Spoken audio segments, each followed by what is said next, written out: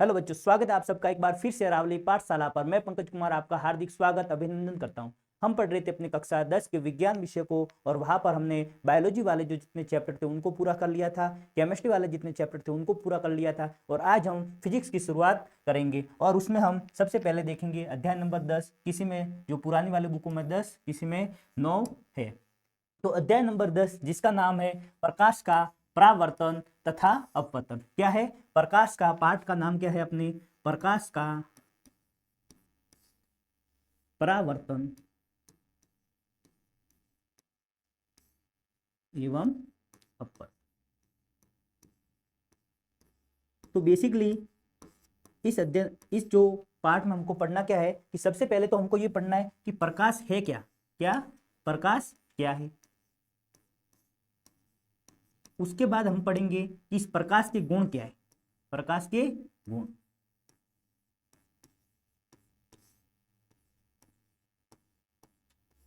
प्रकाश क्या है ये पढ़ेंगे। उसके बाद पढ़ेंगे प्रकाश के गुण धर्म क्या है, या प्रकाश के गुण क्या है।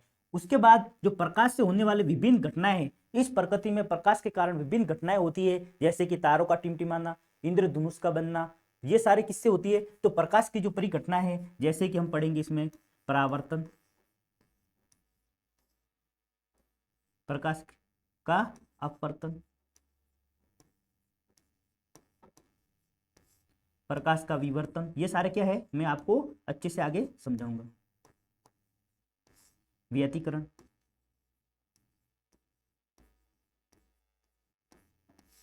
ध्रुवण,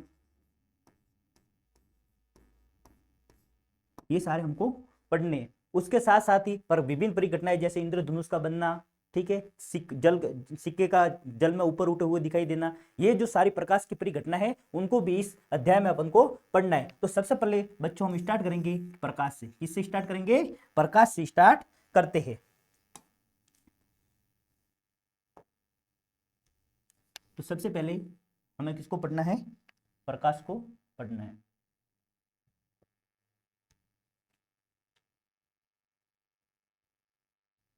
हम पढ़ेंगे प्रकाश।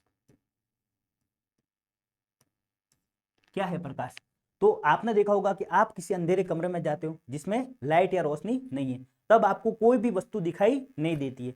लेकिन जैसे ही आप बल्ब करते हैं या कोई मोमबत्ती करते हैं या दिया जला लेते हैं, तो आपको उस कमरे की सारी वस्तुएं आपको दिखाई देती है। तो क्या अंधेरे की वजह से अपन को नहीं दिखाई देती? प्रकाश की कमी के कारण हमको दिखाई नहीं देती, या हमारी आंखों की वजह से नहीं दिखाई देती? किस वजह से हमको चीजें नहीं दिखाई देती है? तो सामान्य क्या होता है कि प्रकाश की वजह से अपन, हमारी आंखें तो अंधेरे में भी देखती तो है, लेकिन प्रकाश की अनुपस्थिति में हमारे आंख जो वस्तु होती है उनको दृश्य रूप में या उनका प्रतिबिंब हमारे आंखों में नहीं बन पाता है। तो प्रकाश किस लिए जरूरी है? कि वस्तुओं को देखने के लिए प्रकाश की आवश्यकता होती है। अब हमारी आंखें हैं वो किस प्रकार से देखती है? प्रकाश की सहायता से। तो जो प्रकाश जिससे उत्पन्न होता है, प्रकाश जिससे पैदा होता है, वो क्या कहलाता है? प्रकाश स्रोत। क्या कहलाता है? प्रकाश स्रोत। और सबसे ज्यादा अपन को प्रकाश किससे मिलता है? तो सूर्य। आपने देखा होगा जो सूर्य है वो एक प्रकार का क्या है? प्रकाश स्रोत। तो हम बनाएंगे यहाँ पर सूर्य बना लेते। ये क्या है? अपना सूर्य।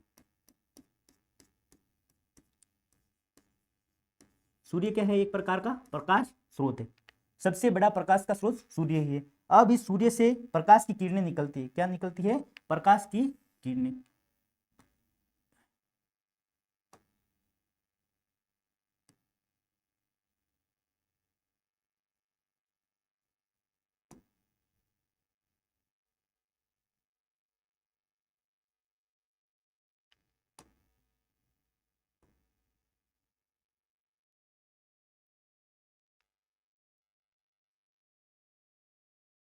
ये प्रकाश की किरणें निकलती है। और ये प्रकाश की किरणें कहाँ पर? अपने जो कोई भी वस्तु वगैरह होती है, जैसे कि यहाँ पर अपन एक घर बना लेते हैं,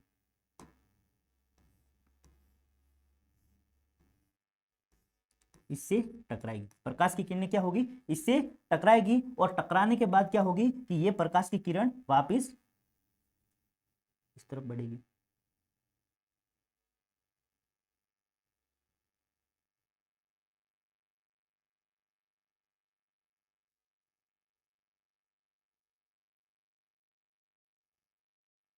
इस तरह आएगी। और यहाँ पर जैसे हम देख रहे हैं,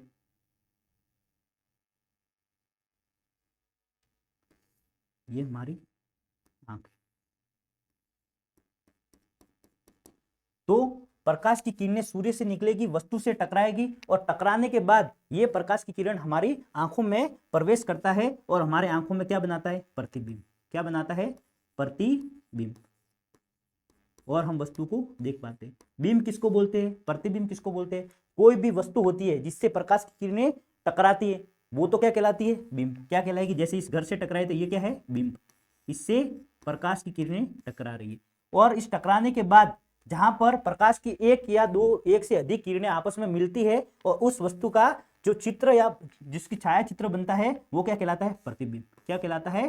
प्रतिबिंब कहलाता है। तो हम वस्तुओं को किस प्रकार से देखते हैं कि जब प्रकाश स्रोत से प्रकाश की किरणें निकलती है वो उस वस्तु से टकराएगी, टकराने के बाद वो हमारी आंखों में प्रवेश करेगी और उस वस्तु का प्रतिबिंब बनेगा और उसी वजह से हम वस्तुओं को देख पाते हैं। तो क्या समझे आप कि बिना प्रकाश के हम इस संसार को, इस दुनिया को देख नहीं सकते हैं, किसी भी वस्तु को हम देख नहीं सकते हैं। अब कुछ जो काली जो वस्तु होती है, काले वस्तु होती है, वो क्या करते हैं? जैसे ब्लैक होल है, ये वगैरह, हम इनको डायरेक्ट देख नहीं सकते। क्यों? क्योंकि प्रकाश की किरणें जाती तो है लेकिन वस्तु से टकराकर वापस नहीं आ पाती है। इसके कारण जब तक प्रकाश की किरणें हमारे आंखों में प्रवेश नहीं करेंगी हम वस्तुओं को देख नहीं सकते हैं। तो प्रकाश क्या है? तो हम लिखेंगे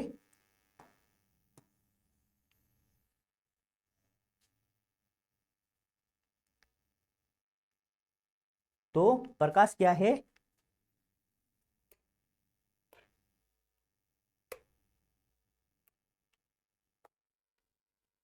प्रकाश क्या है कि प्रकाश सामान्य क्या है? एक ऊर्जा का रूप है। प्रकाश क्या है? एक ऊर्जा का रूप है। तो हम लिखेंगे कि प्रकाश ऊर्जा का एक रूप है जिसकी सहायता से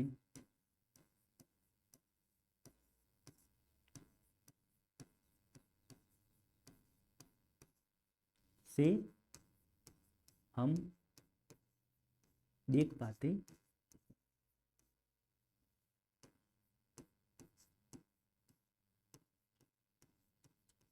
यह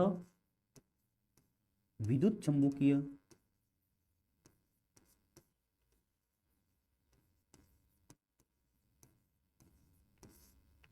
तरंगों के रूप में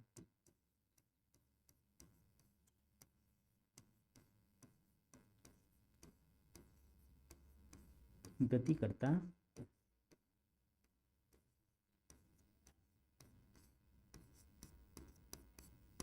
तो प्रकाश क्या है कि प्रकाश ऊर्जा का ही एक रूप है। प्रकाश क्या है? ऊर्जा का एक रूप है जो विद्युत तरंगों के रूप में कार्य करता है। प्रकाश क्या है? ऊर्जा का एक रूप है जो प्रकाश क्या है? प्रकाश ऊर्जा का एक रूप है जिसकी सहायता से हम देख पाते हैं और यह विद्युत चुम्बकीय तरंगों के रूप में गति करता है। क्या होती है? विद्युत चुम्बकीय तरंगे।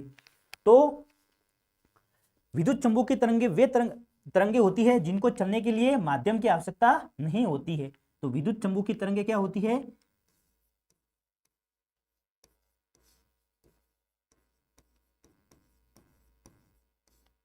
तरंग क्या होती है? विद्युत चुम्बकीय तरंग कि इसको चलने के लिए माध्यम की आवश्यकता नहीं।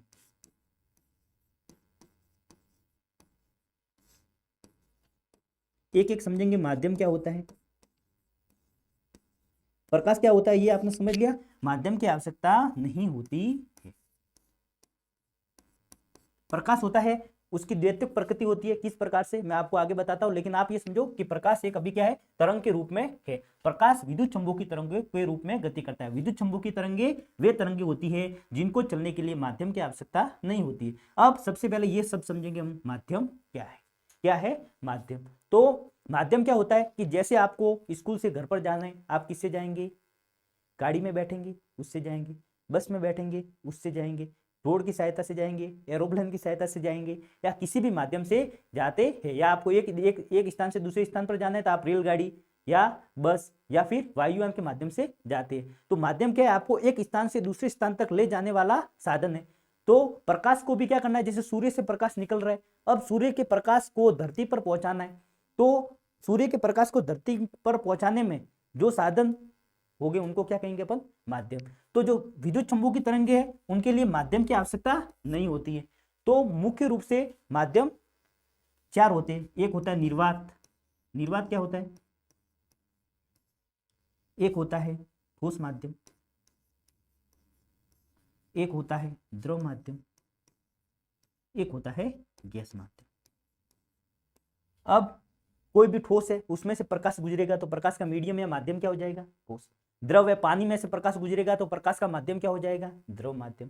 जब प्रकाश किसी गैस में से होकर गुजरेगा तो प्रकाश का माध्यम क्या हो जाएगा, गैस माध्यम। और उसके बाद है निर्वात। निर्वात क्या है, तो निर्वात शब्द आगे भी आएगा। तो निर्वात क्या है, वात का मतलब है वायु, वात का मतलब क्या है, वायु। तो जिसमें से अपन क्या निकाल दे, वायु निकाल दे, क्या निकाल दे, वायु निकाल दे, तो उसके बाद वो क्या कहला जाएगा, निर्वात कहला जाएगा। जैसे कि ये बोतल है, जैसे कि ये बोतल है, इस बोतल में से वैक्यूम पंप लगा के मैं क्या कर लूं, सारी जो वायु है इसमें से बाहर निकाल दूं, तो इसका माध्यम कैसा हो जाएगा, निर्वात माध्यम हो जाएगा।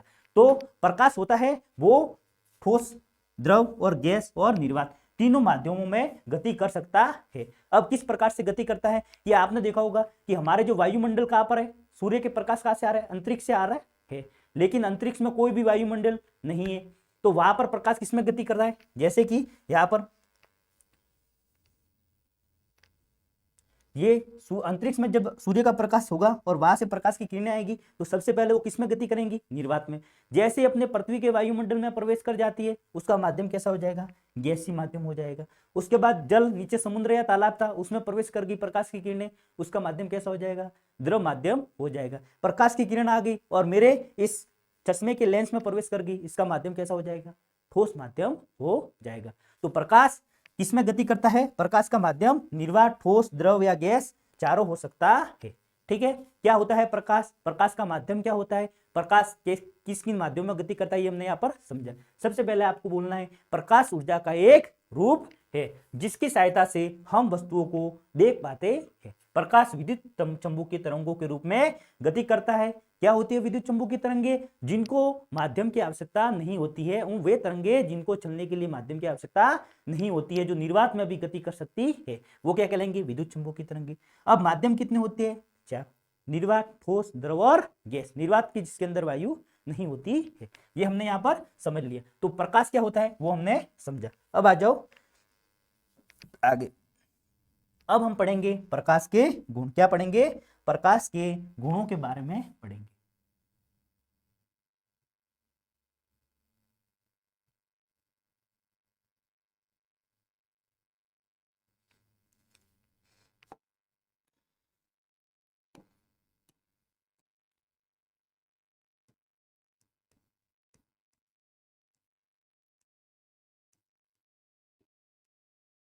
प्रकाश के गुण, तो प्रकाश का पहला गुण है प्रकाश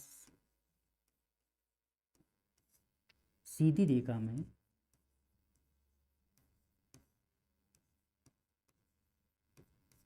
गमन करता है। तो हम क्या मानते हैं कि प्रकाश है वो हमेशा एक सीधी रेखा में गति करता है। प्रकाश की चाल कैसी होती है, सीधी रेखा में या सरल रेखीय होती है। अब उसके बाद प्रकाश का दूसरा गुण है निर्वात में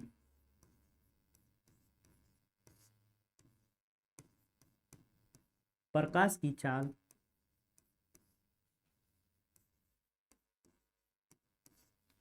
3 × 10⁸ मीटर पर सेकंड होती है। ये माध्यम आप, ये प्रकाश की चाल कितनी है, 3 × 10⁸ मीटर पर सेकंड होती है। मीटर पर सेकंड क्या है, ये इसका मात्रक है, ये आपको लिखना है। चाल क्या होती है, मीटर सेकंड किस लिए आया, चाल क्या है, चाल का सूत्र क्या है, दूरी बटे समय। दूरी को अपन मीटर में मापते हैं, समय को सेकंड में, इसलिए यहां पर क्या है, मीटर पर सेकंड। ठीक है, अब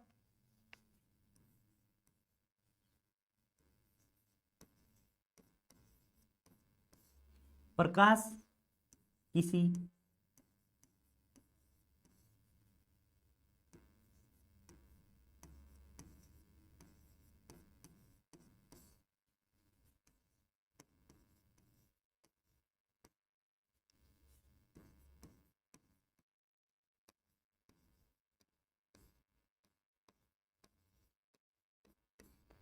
किसी पारदर्शी माध्यम से गुजर सकता है, जबकि अपारदर्शी माध्यम से नहीं गुजर सकता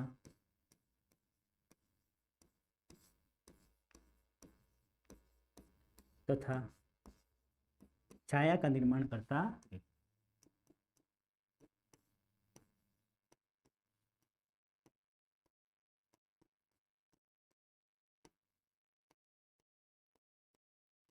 अब पारदर्शी माध्यम क्या है, अपारदर्शी माध्यम क्या है?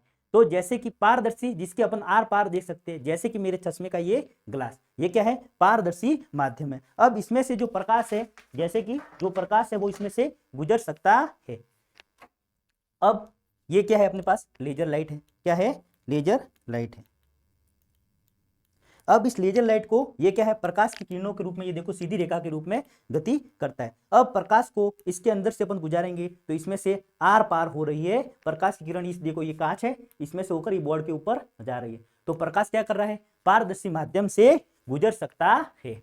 और अपारदर्शी माध्यम क्या होता है? जिसके आर पार अपन नहीं देख सकते, जैसे कि ये ट्रॉफी, ये क्या है? लकड़ी की बनी हुई। इस ये अपारदर्शी माध्यम है। जब इसके पीछे अपन लाइट या प्रकाश की किरण गुजरेगी तो ये इसके आर पार नहीं हो पाएगी और क्या करेगी? ये छाया का निर्माण करेगी। जैसे ही अपन घर पर बल्ब वगैरह जलता है, उसके आगे जाके खड़े रहते हैं तो आगे की तरफ क्या बनती है? छाया का निर्माण होता है। क्यों? क्योंकि जो प्रकाश गुजर रहा है उसको क्या कर लिया है? हमारे शरीर ने रोक लिया है। जब प्रकाश एक माध्यम से पार नहीं हो पाता तो किसका निर्माण करता है? छाया का निर्माण करता है। आ गया समझ में? अब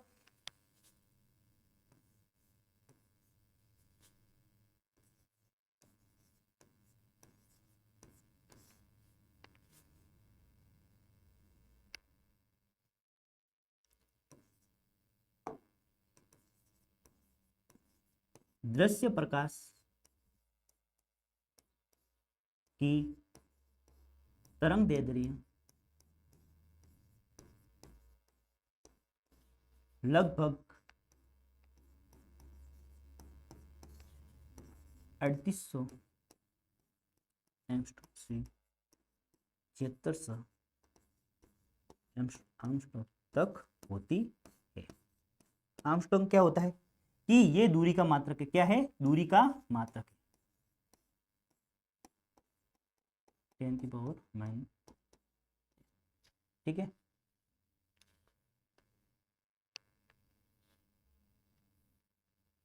तो तरंग दैर्ध्य क्या होती है? कि प्रकाश है वो इस प्रकार से तरंग के रूप में गति करता है। तरंग इस प्रकार से अनुदैर्ध्य या फिर अनुप्रस्थ इस प्रकार से गति करता है। और ये जो ऊपर वाले भाग होते हैं इनको बोलते हैं अपन स्रंग, और ये नीचे वाले ग्रत। अब दो स्रंगों और दो ग्रतों के बीच, या दो स्रंग यहां से लेके यहां तक, ये दूरी क्या कहलाती है? लैम्बडा, या इसको तरंग दैर्ध्य बोलते हैं। क्या बोलते हैं इसको? तरंग दैर्ध्य। तो जो दृश्य प्रकाश है उसकी तरंग, इस तरंग दैर्ध्य का मात्रक है आंगस्ट्रॉम। ये ठीक है।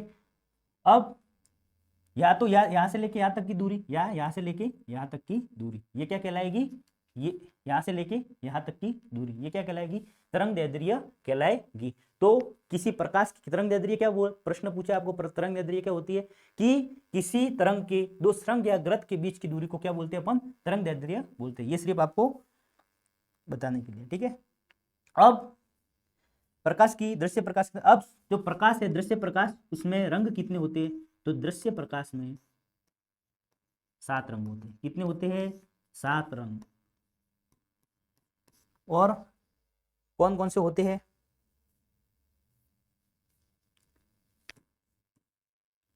सात रंग आपने सूत्र भी पढ़ा होगा, बेजानी अपी नाला, बेजानी अपी नाला। इससे आप इनके तरंग दैर्ध्य का क्रम, आवृत्ति का क्रम सब याद रख सकते हो। बे से बैंगनी, बे से बैंगनी, जा से जामुनी, नी से नीला, से हरा, पी से पीला,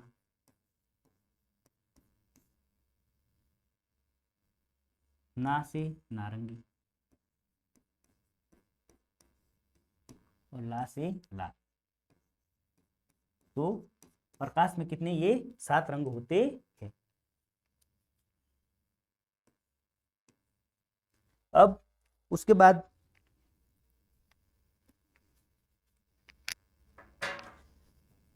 प्रकाश की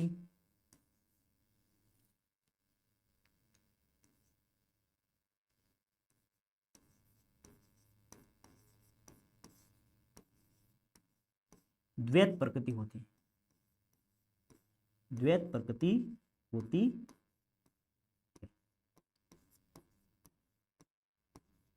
भाई सभी द्वैत प्रकृति क्या होती है, क्या होती है, द्वैत प्रकृति।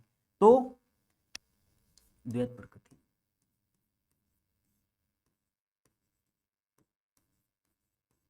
अब प्रकाश की जो किरण है या गति है उसके आधार पर दो मत निकले। पहला तो कि प्रकाश है वो कण की तरह होता है। प्रकाश किससे मिलकर बना हुआ है, प्रकाश कणों से, छोटे छोटे कणों से मिलकर बना होता है प्रकाश कण के रूप में।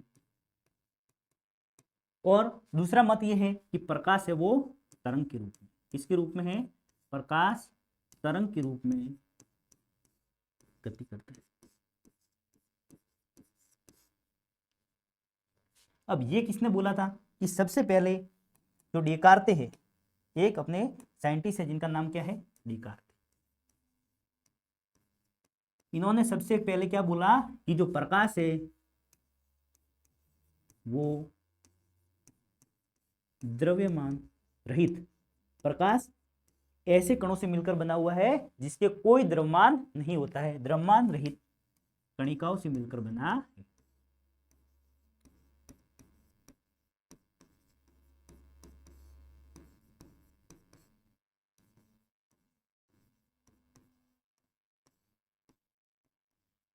अब इन्हीं का अनुसरण करते हुए अपने जो न्यूटन थे उन्होंने प्रकाश का कणिका सिद्धांत प्रस्तुत किया कि प्रकाश कणिकाओं से मिलकर बना होता है और कण के रूप में ही गति करता है।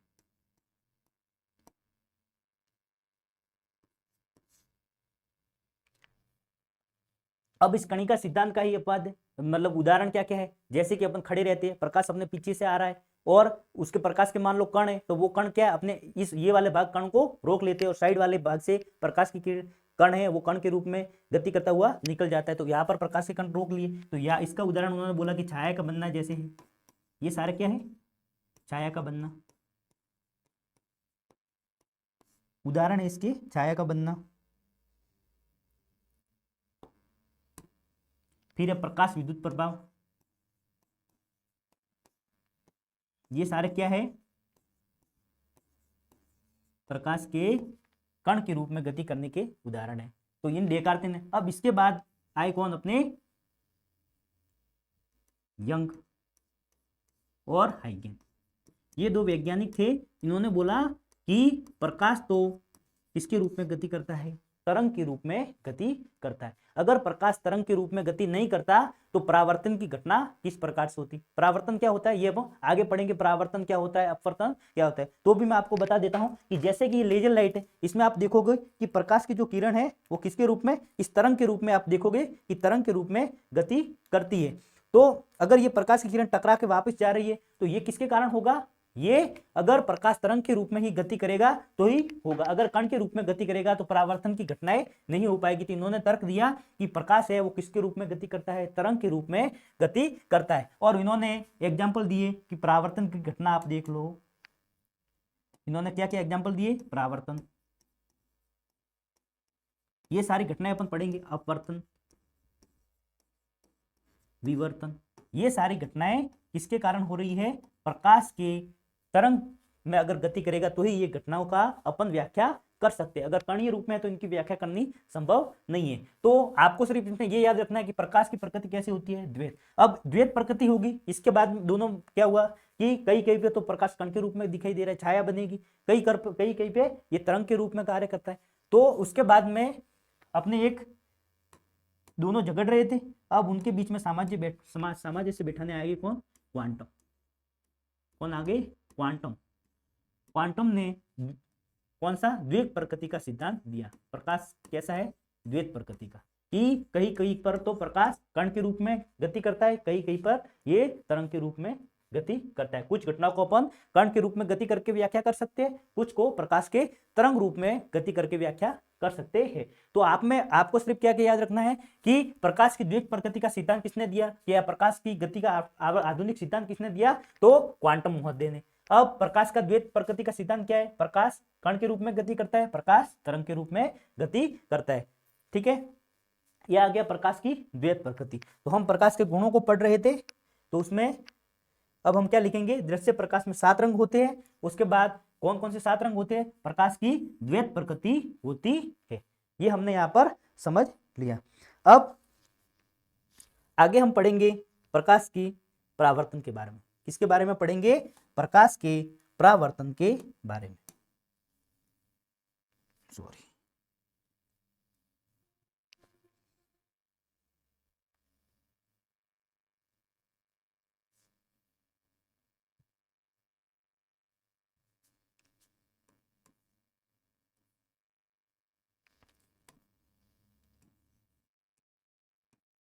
प्रकाश का परावर्तन।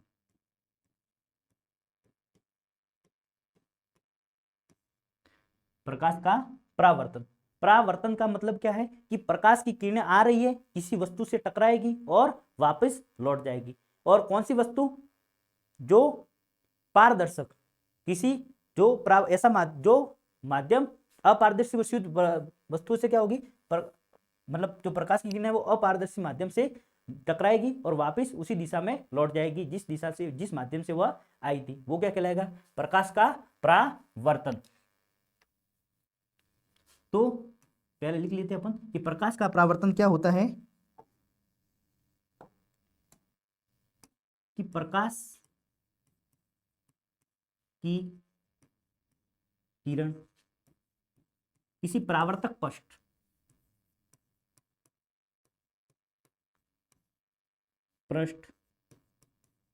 जैसे कि दर्पण है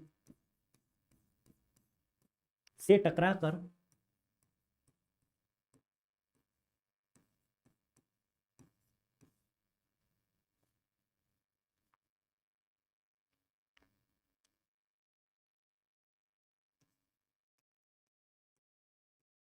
उसका अधिकांश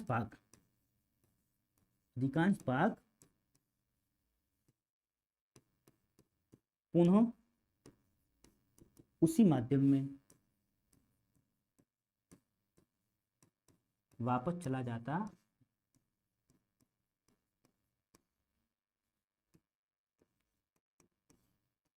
इसे क्या बोलते हैं, परावर्तन।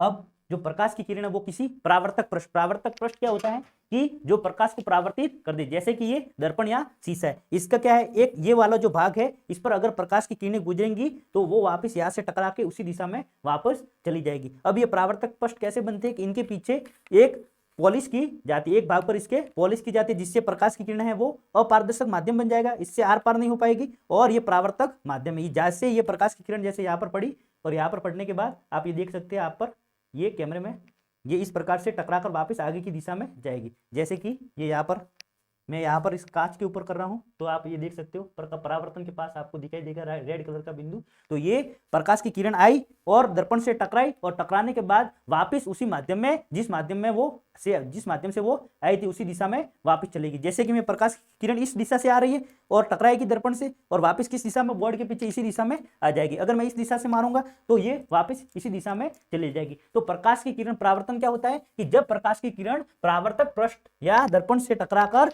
वापस और उसका अधिकांश भाग पुनः उसी माध्यम में वापस चला जाता है तो इसे परावर्तन कहते हैं। अब ये शब्द अधिकांश भाग क्यों आया, क्योंकि जो कुछ भाग होता है वो तो दर्पण, आप सूर्य जो अपने शीशा वगैरह है उसको धूप में रखोगे तो उसका जो शीशे का भाग है वो थोड़ी देर पड़ा रहेगा तो क्या होगा, शीशा गर्म हो जाएगा। तो उसका अधिकांश भाग, कुछ भाग होता है वो क्या करते हैं, वस्तुएं प्रकाश को अवशोषित कर लेती है, तो उसका अधिकांश भाग है वो पुनः टकराकर उसी माध्यम में चला जाता है, इसे परावर्तन कहते हैं।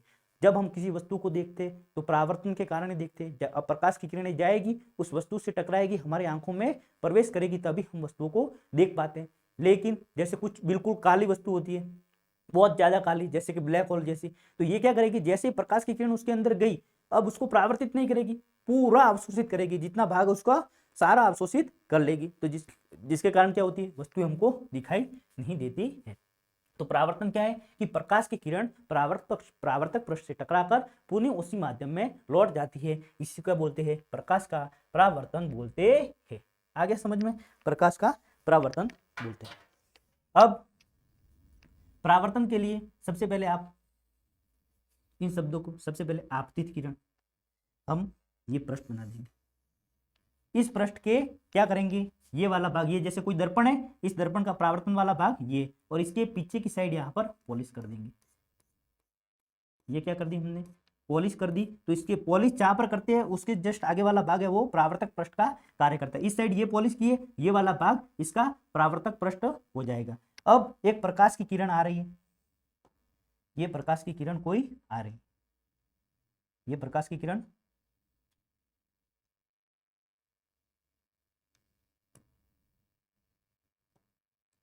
किरण कोई आई। अब ये प्रकाश की किरण यहां पर आएगी और आने के बाद इस परावर्तक पृष्ठ से टकराएगी और टकरा के क्या होगा कि वापस उसी माध्यम में ये चली जाएगी, उसी माध्यम में ये चली जाएगी। तो प्रकाश की किरण ये आई, या शीशे से टकराई और वापस उसी माध्यम में चली गई। अब इसके बीच में एक और, तो ये तो क्या हो जाएगी, इसको अपन क्या बोलेंगे, आपतित किरण। आपतित किरण, आपतित मतलब आ रही है किस पे, परावर्तक पृष्ठ पर, तो इसको तो क्या बोलेंगे अपन, आपतित किरण। और इस दर्पण से टकराएगी, ये मान लो अपन क्या है, दर्पण या परावर्तक पृष्ठ।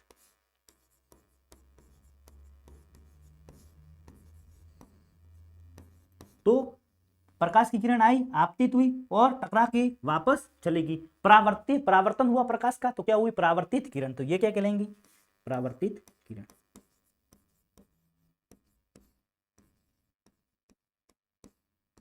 ठीक है।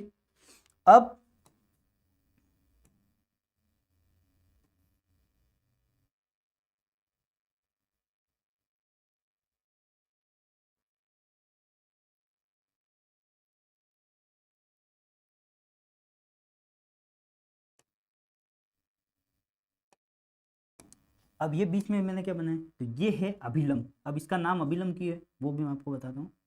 ये क्या है, अभिलंब।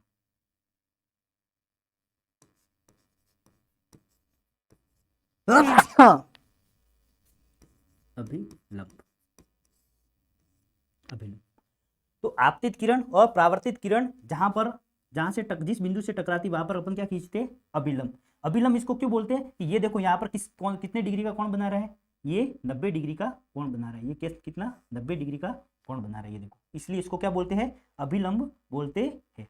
तो आपतित किरण और आपतन के बाद क्या होगा, किरण यहाँ से टकराएगी और वापस परावर्तित हो जाएगी, और यहाँ पर अपन क्या बनाएंगे, अभिलंब बनाएंगे। तो सबसे पहले प्रकाश का परावर्तन किसको कहते हैं कि प्रकाश की किरण परावर्तक पृष्ठ से टकराएगी और वापस उसी माध्यम में पुनः लौट जाती है, इसको क्या बोलते हैं, परावर्तन। अब पढ़ेंगे परावर्तन के नियम। क्या पढ़ेंगे, परावर्तन के नियम।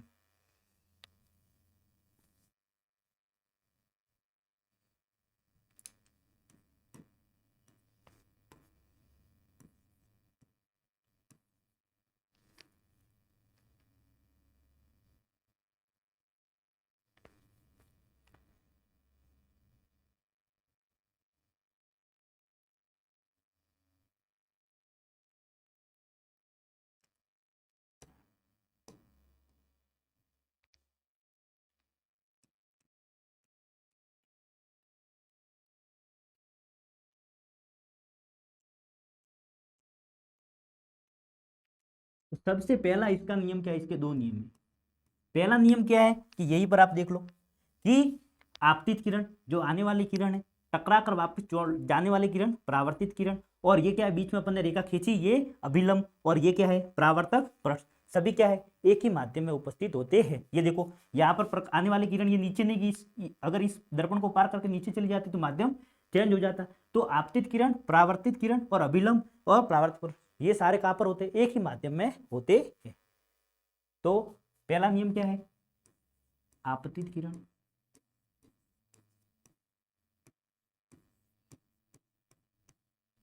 परावर्तित किरण,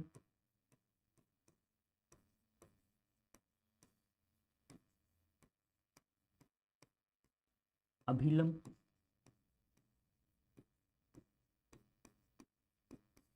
तथा परावर्तक पृष्ठ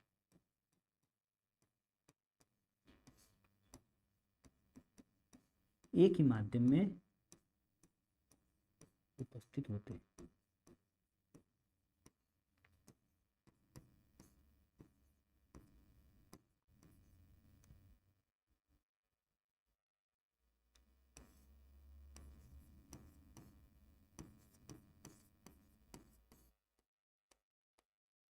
अब इसका दूसरा नियम क्या है? परावर्तन कोण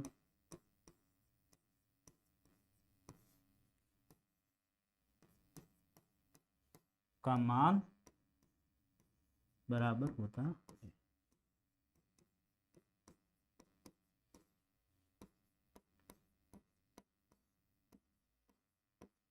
अब आपतन कोण क्या होता है और परावर्तन कोण क्या होता है? तो ये जो प्रकाश की किरण आ रही है इसको क्या बोलेंगे अपन? आपतित किरण। और इस ये है क्या है? अभिलंब। तो आपतित किरण और अभिलंब के बीच में तो क्या बनता है? आपतन कोण। क्या बनेगा? आपतन कोण। इसको अपन आई से दर्शाते हैं। और जो अभिलंब और परावर्तित किरण है इसके बीच में कोण बनेगा उसको क्या बोलेंगे अपन? परावर्तन कोण। इसको अपन आर से दर्शाते हैं। तो ये हो गया आपतन कोण और ये परावर्तन कोण, और इन दोनों का मान है वो बराबर होता है। तो परावर्तन का दूसरा नियम क्या है? कि आपतन कोण और परावर्तन कोण का मान बराबर होता है। तो कोण आई बराबर कोण आर, यहां पर लिख देते अपन आपतन कोण क्या होता है? आपतन कोण आपतित किरण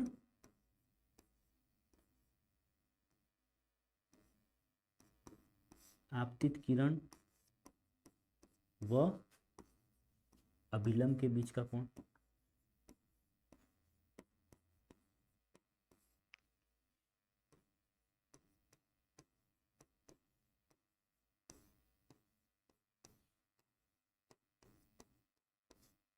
परावर्तन कोण क्या है?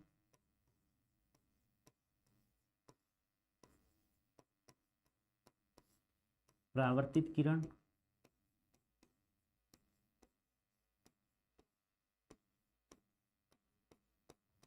व अभिलंब के बीच का कोण।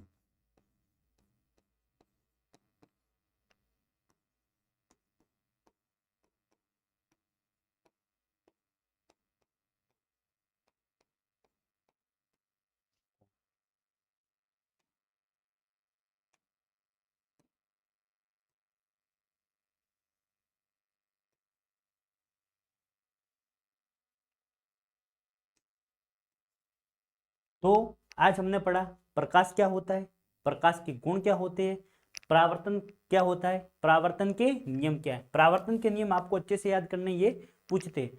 तो अगर आपको वीडियो अच्छी लगी हो तो जल्दी से अपने अरावली पाठशाला को सब्सक्राइब कीजिए और हमसे जुड़ जाइए। आगे हम इसके अगला जो पोर्शन है वो पढ़ेंगे। गोलीय दर्पण क्या होता है, दर्पण कितने प्रकार के होते हैं, परावर्तक पृष्ठ किस प्रकार से कार्य करता है, प्रकाश की किरणें किस प्रकार से प्रतिबिंब का निर्माण करती है, ये सारे हम पढ़ेंगे अपने अगले वीडियो में। तो मिलते हैं नेक्स्ट क्लास में। धन्यवाद।